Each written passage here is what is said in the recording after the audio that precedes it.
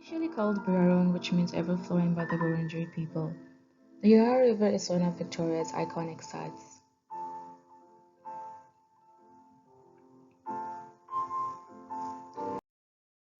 Prior to the arrival of the Europeans, the river was used as a meeting place for the people of the Kulin nation, where there was a strong interrelation between the land and the people. The Wurundjeri people knew their land and how to live in harmony with it.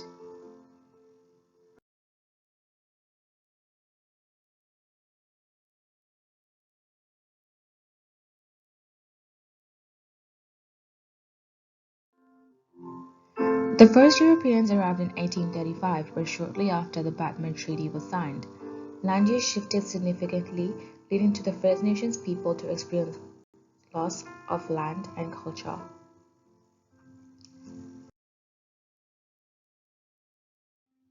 By the 1900s, growth of settlements, bridges, transport mediums, and presence of European settlers became prominent, where the Yarra was used to facilitate trade and immigration attraction.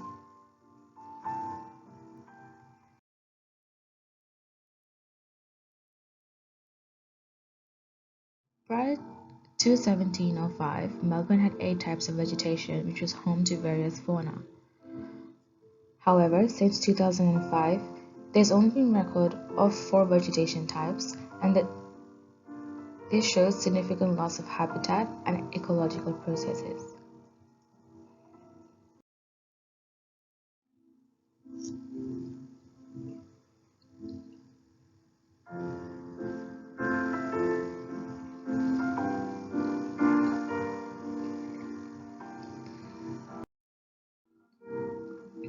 The site has various benches which act as resting areas. However, some resting spaces are extremely disengaging, have low views of the surrounding open space, and is poorly maintained.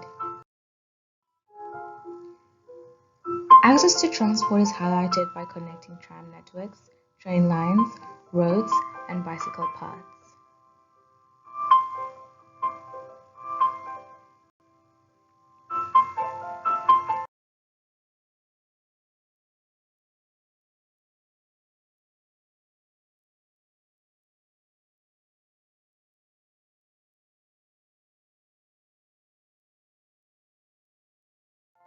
Pedestrian access is emphasized at traffic lights, connecting people from the city to the Yarra River, having a direct connection, and it is easily accessible.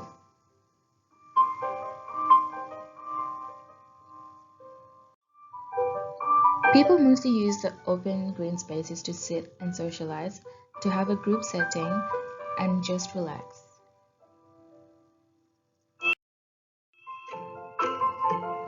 Sited on Enterprise Park, the north bank of the Yarra River stands scar of stolen vision, which marks the presence of indigenous people. The scar trees are produced by the removal of the bark for the purposes of making canoes, colomoons, and shields, and is also used more for sacred purposes. Birrarung Mar is a park near Federation Square. The park features the Birrarung Willem Aboriginal art installation, celebrating the diversity of Victoria's indigenous culture, taking the significance of the eel as a traditional food source, and also represents the 5 groups of the Kulin Nation.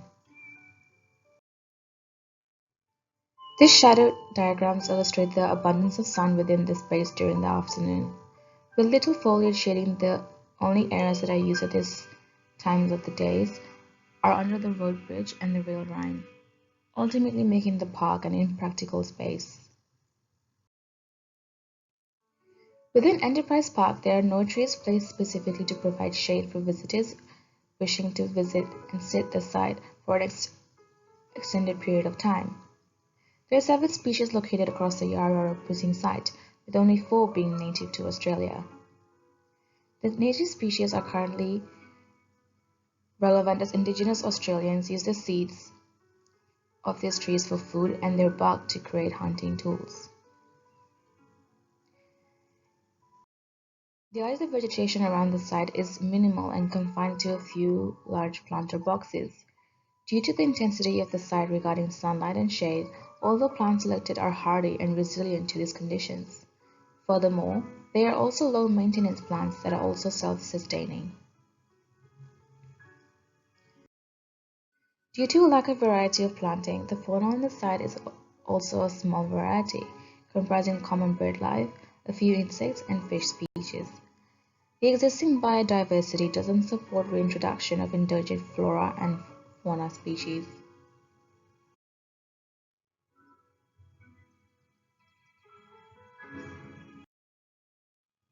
People mostly use the site as a transitional space, a space to take a walk along the bank, to cycle, and also to lie in the grass.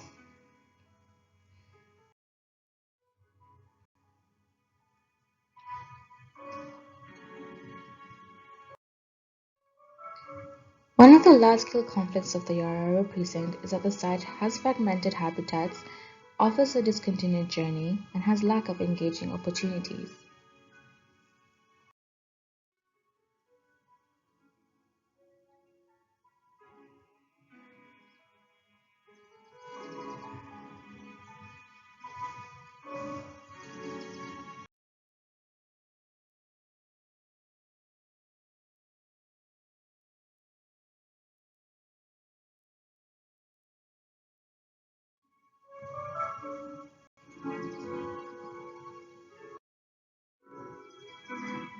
Our design proposal incorporates the idea of how we can reinvigorate ancient indigenous conversations about the connection between human and nature.